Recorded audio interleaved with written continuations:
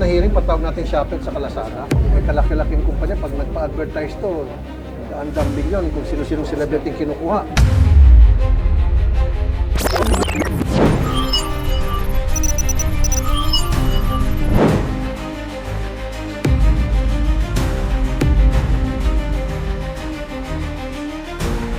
Ano nangyari po sa inyo? Tinanggal po kayo? Hindi na po nila kami pinaparenew po, sir. Tapos yung ETL tsaka ID namin, sir, kinukuha nila. Tapos, ID nyo kinuha? Opo, sir.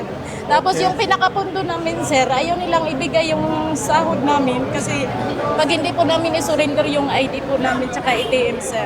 Okay. Ibayad po namin yun, sir. Inoperan lang po kami ng 10K, sir. Tapos sabi po nung attorney, sir, ng WL po, yun daw po yung kaya lang po daw po na maibigay ng WL daw po sa amin. 10K po bawat isang tao po sa amin, sir. Samantalang ilang taong kayo niloko, di ba? Opo, sir. Sa sweldo ninyo. Wala po kaming mga benefits doon, sir. Yung overtime namin, sir, wala pong bayad. Saka wala pong 13-month pay, sir. Pinapautang pa po kami ng mga product nila na malapit na pong may expired, sir. Sa amin po kasi nilalaban po namin yung constructive dismissal po. Kasi po, ang pinapasok na lang po namin sa isang pinsenas po, 7 kaya 8 araw po. Tapos alternate pa po yun. First day nyo pumunta rito ngayon sa NLRC. Pangatlong araw na po. Pangatlong araw, pabalik-balik. Bakit po pangatlong araw? May proseso po kasi sinusunod. Kaya po ako nandito ngayon dahil ako po yung bagong committee ng labor sa Senado. Kaya gusto ko makita yung kalagayan niyo po, yung mga complainant. Company po namin dati sir, hindi naghulog ng benefits, 7 months na po. Pero nagbabawas po. Nagbabawas po sila sir. So ano ginagawa sa Blacklisted. inyo po ng Shopee? Bali, kami po yung mga nagsusort ng mga parcel doon. Okay. Ngayon, tuwing cut-off po, kinakaltasan po yung mga kasama namin ng claims po. Bakit po kayo kaltasan? Ayan sabi daw po, mga nawawala daw pong parcel. Wala naman po nilalabas yung mga kasama po Walang namin. pinapakitang ebidensya. na Wala nawawala. po. Basta ang sabi lang po, ibinaba po ni Shopee sa amin, kaya idididak po namin sa inyo. Pero on-site po kayo, doon kayo trabaho sa Shopee mismo. Opo, doon po sa warehouse po mismo ni Shopee. O di ba pagpasok niyo, in-inspection kayo? Yes po. Paglabas niyo, in-inspection kayo? Opo. O paano kayo makakuha? Yun nga po eh, Makapaslit? kasi ano daw po yun eh, tawag dito kung nadala na daw po sa ibang lugar, kasalanan daw po nung nagtrabaho niya yung pumaril yung parcel, siya po yung dididakan. Bali napakarami po namin sir. Ilan po kayo? 149.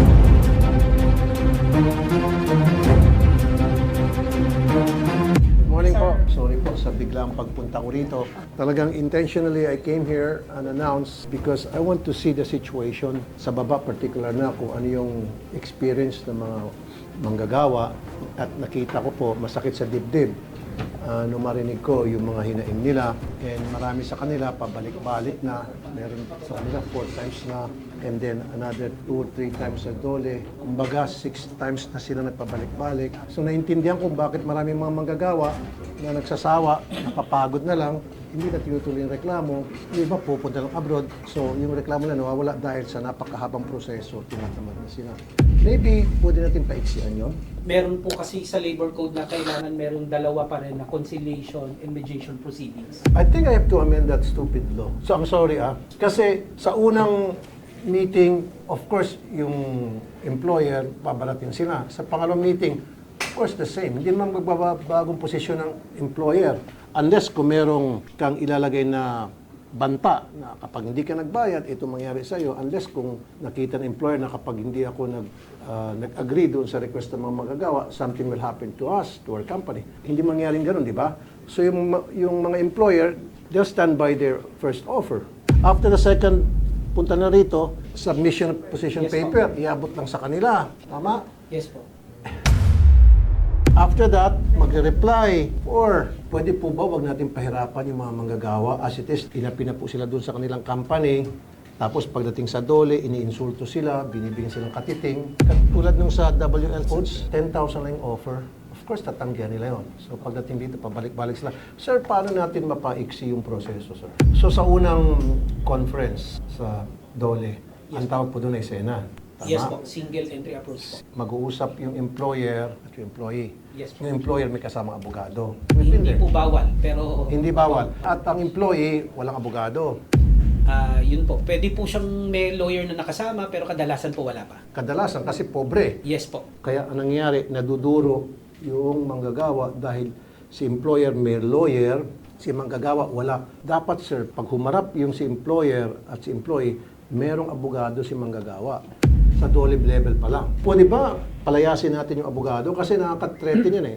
Yung employee, kahit na siguro po ako, kung ako po yung mahirap, magreklamo ako against sa employer ko, tapos pagdating sa dole conference, si employer may abogado. Ako, pobre, wala. Ma-intimidate po ako. Siguro po kahit na kayo, sir. Pwede po siguro. Di ba? Sa Tapos level- yung pwede abogado, po. nakabarong, naka-Amerikana, gaganon-ganon yung Usually, kamay. We have to come up with a legislation na ipagbawal. Dapat employer-employee lang. And then, arbiter. Pwede po. Senator, samantalay na po namin, magpapatuloy po kami ron ha. Kasi po, yung po mga arbiters po namin, ang tinatanggap na kaso on a monthly basis is mga average around 27 cases per month. So medyo marami po. Average lang po yun. Minsan po mas marami pa. Ano Tapos pong po, kailangan? Dagdag budget. ang regular courts po, nasa 11 staff. Kami 2 lang po. Short-handed kayo. Totoo po yun. Sir, ang ginagamit po namin additional na staff na yung GIPs, Government Internship Program. Yun po para pang ano lang, pang Ay, hindi effective yun kasi wala silang experience. tulong lang po talaga yun, yung mga staff. na yun. Clerical lang po. May mga insidente po na nanalo na sila di sa LRC sa arbiter and then yung sheriff papahanapin na po yung properties itong kumpanya. All of a sudden, itong kumpanya parang lumito na bankrupt. Yung pala, inilipat lang sa ibang pangalan, yung budget company. Actually, So, ngayon po, paano siya na-address yung kasama issue po niya? yun dun sa rules na dinadraft po namin. Medyo mahigpit po kasi talaga ang batas regarding yung, di po ba, ang rule is that separate personality yung mga korporasyon. Pero ngayon po, pag halimbawa meron po kaming mga indicators na nakikita na talagang tinayo yung pangalawang korporasyon para lang taguan yung obligasyon ng unang corporation, then pinipierce na po namin yung corporate veil nun. Tapos pwede po kaming mag-execute dun sa ano. Okay, is it possible mag-put up ng ban ang lahat ng company? Lakyan natin yung ban, especially kung ikaw nasa manufacturing at depende sa dami ng mga empleyado mo. Bad na para kung halimbawa ikaw ay nireklamo ng iyong mga manggagawa dahil ikaw ay balasubas, doon ibabawas. Ban po namin ngayon, appeal ban. So pag halimbawa natalo ko po sa baba, bago ma-perfect yung appeal mo paakyat sa commission, kailangan po mag-put up ng ban equivalent to the amount of the award. Okay, bakit po marami pa rin pupunta sa programa ko na nanalo na sila sa NRC, meron ng final executory at walang nakikita na property. Yung doon sa iba employer? po, meron kasing instances natalo sa arbiter, hindi na po mag-aapela. Doon pa lang, sa level na yun, magsisimula na sila magtago. Baka po pwedeng yung sa... Ano ba, marami yung kaso sa amin dito, yung sa security agencies. Ang nangyayari po kasi Marami. usually, halimbawa po, yung mag-asawa, no? Yung lalaki po yung may-ari niya yun. Natalo po sa kaso sa amin. Mawawala po bigla yun. Tapos ngayon, yun ang babae or yung asawa na ang biglang may-ari ng kumpanya. Pag natalo na naman uli sa amin yun, anak na ang may-ari ng kumpanya. Tapos transfer. Ang bilis pong makakuha ng lisensya roon. Why don't we do it? Lahat ng mga kumpanya na nireklamo at nasa NLRC, merong publication for everybody to see. Kung nangyayari yan sa isang tao na pag kumuha ng NBA clearance, pag meron ka mga kaso sa korte may hit, hindi ka bibigyan ng clearance. Why don't we do that doon sa mga company na bago sila magbigyan ng BPLO permit, ma-renew ka ng permit, meron kang hit sa NLRC. How's that? Pwede po yun. Siyempre, nag-request ako sa inyo, nilagay, walang kapalit. Yung kapalit nung nilalabang ko sa budget. Salamat po. Sige po. Para nga maging effective kayo. Para maging possible yung request ko. Kasi request ako ng request, tapos wala naman akong binibigay sa inyo ng armas. Yung armas na yun, yung meron kayong budget. Sige po. So, ito po yung mga personnel namin sa Sena na walang plantilla positions, puro Ito na pag-usapan natin, na walang plantilla. Wala. Okay, libreng abogado. So meron sa PAO. Yes, meron kami, May sir. office. Meron kami. So meron palaging PAO lawyer. Yes. Nagbawa po kami sa PAO, sir. Ilang PAO lawyer? Dalawa ang pinapadala ng PAO. Kaya ba yung dalawa?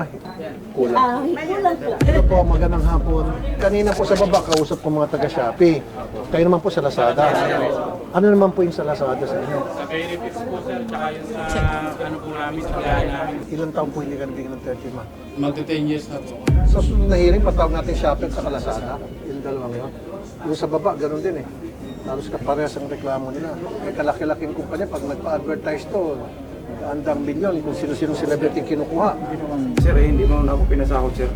Dahil nagpapalit ako sir ng biyahe, sir. Dahil medyo tagilid ako doon. Yung mga kasamahan ko, mga driver, sir. Dahil gumagamit sa kwarto namin sa Gumagamit? Opo, sir. Anong binamaneho niyo po? Dump truck po. Dump truck. Inassign po. ako. Delikado yung drum truck, tapos nakaganon. Kaya kasi Mga kasamahan niyo. gusto kong umiwas, sir. Kaya, So anong reklamo niyo po ngayon dito? ang inano ko, sir, na magpalipat ako ng biyahe. Okay. Ruta dahil marami mga ruta. Ayaw. Hindi ako pinayagan dahil mahirap daw magpalit doon sa MICT ng driver. Sa Manila International Container Terminal po ako na-assign. Yes, sir. Kaya ko yan. Pagalitan natin yung tracking company na yan. Bigyan mo yung pangalan ng kumpanya, tapos tatawagan po namin yung Bureau of Customs. Salamat po, Idol. Sige po, sir. Ano po yung naging takbo ng proceedings no kanina? Nung una po, nag-offer po yung mga complainants, mga 100,000 above kasi medyo yung based Tama sa lang. tenure po. Tapos po, nag-counter offer medyo mababa po talaga. Medyo significantly mababa po yung... So ngayon pangalawa, Pangalawa po yung conference po na nag-counter offer po yung respondent. So, filing na po ng position paper. yung counter offer, insulto. Medyo mababa po. So sino pong gagawa ng position paper nila? Public Attorney's Office po. On the basis of their position paper, dun po gagawa ng decision po. Kasi para pong default na po yung respondent, hindi po nag-appear po 2 beses. O di ba dapat pag hindi nag-appear, di panalo na sila sana. Ano, sa... Dalawang ulit na nga po most likely. Ano po, Sayang yung submission pamasahe po po nila. ng... Yan yung sinasabi kanina, Commissioner. Wala na pong chance yung kalaban na i-counter. Correct. Okay, sige. Para hindi na sayang yung pagpunta-punta nila dito. Ay, wag ka pa rin. Ano nangyari po doon sa Qatar? Nakulong po kami. Ang gusto lang po sana namin makapag-settle sa agency namin, kaso nagmamaligas po sila. Ikaw ang agency? Okay, ma'am, ganito. Patatanggal ako kayo ng lisensya. Hindi nga, walang biro. Kaya kong gawin yun. Ako po yung chairman ng DMW. Bakit kayo nakulong? Kasi po nalalakot na po sila. Tapos during Ano nga po? Nalaman po namin yung contract namin sa QVC, sa Qatar Visa Center po dito sa MOA. And yung Qatar namin sa standard Qatar namin is hindi po tugma. So hindi po nasusunod yung sahod namin sa Qatar. Ayun, kaya kayo umalis. Opo.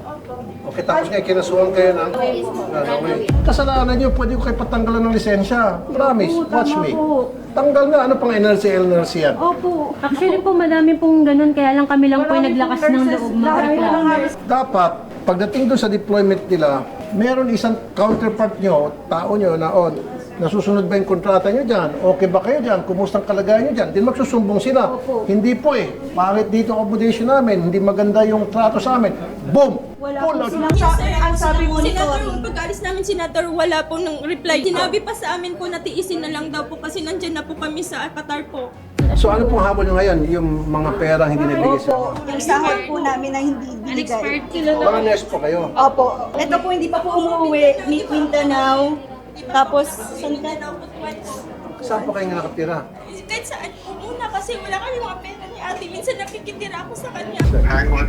Nandito ko sa NLRC, nag-iikot ako at may mga nurses dito na nakulong sila, na-detain kasi run away ang kinaso sa kanila. We can give them financial assistance sa action fund. Hindi necessarily yung complete money claim but at least 50,000 pesos each. 50,000 pesos each. Kasi po yung Nabigay? Ito nakikita kong problema, Sek, dahil pag sa NLRC, mabagal inaabot ng 1 year, mahigit pa. Whereas kung DMW ang action, magtulungan tayo, tanggalan natin ang lisensya itong agency. Para magdala. Yun po din, subject to administrative penalty. Okay, hindi pa po natin pwedeng obligahin itong agency na makipagsettle na lang kaysa magdampa sa NLRC. Then pag kinasuhan ho natin yung agency, magpapayasayan magandang usap. Yun ang gusto ko. So, thank you, Sec. Okay, good news. Nakita nyo. Kausap ko si Secretary, kakasuhan kayo. Kung ako sa inyo, mag-usap kayo na mabuti ng boss mo, pati sila, mag-settle kayo kasi hindi ako papayag na hindi sila makakuha ng hustisya. Hustisya meaning, mabigay sa kanila kung anong narapat. Okay? Sige po. Sir,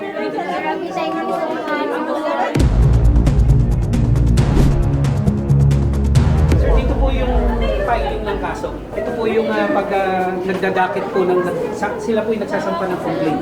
Okay. Opo. So, pag halimbawa hindi na po nagkasundo sa Sena, So arbitration na po, dito po yan. So ito yung complaint sheet na ipapal niya tapos na yung hindi nagkasundo sa Hindi na po. conciliation. Sa Sena po. Sa Sena. So ngayon, may nag-assist sa kanilang mga lawyers. Yes po. Sila po yung co-lawyers po na... Pasensya po. Okay. Ilan po kayo rito na naasama? Dalawa po, sir. Overwhelmed kayo sa nakikita ko, marami. Po, madami, sir. Kulang kayong dalawa atas, tingin ko, kawawa naman.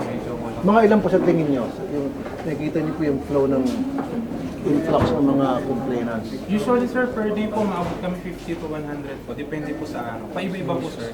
Ilan pong idea sa tingin niyo para may request ko po kay Pao Chief? Siguro, sir, kahit doble po na yung mga 4 po. 4. Sa ngayon po, hindi nyo kaya ito siguro, hirap kayo. Opo, lunch break na ako, pero kailangan po kasi may mga kliyente po. Hindi na ka nakapag-lunch break niya. Hindi pa po. Oh, Jesus, magtatanghali na. Sige sir, kausapin ko po si Chief Presida Acosta na kung pwede dagdagan, gawin mo kasi 4. Tapos depende sa kung Monday siguro, dapat damihan. 4, 5. Thank you, sir. Thank you, sir. Sir, wala rin kami kahit, sir. Ito ang sinasabi ko eh. O, di ba? Anong oras ka pa dumunting dito, sir? Kanya umaga po. Anong oras po? Mga alas 8. Oh, 12:20 na. Anong kumpanya po kayo, sir? MRS po, nagkanta sila ng benefits, pero 7 months na, hindi pa sila nag-remit. Ayan, kayang-kaya ng Pao yan. Yung first batch kaninang umaga, sila po yung afternoon na ano naman po. Okay, sige. Opo.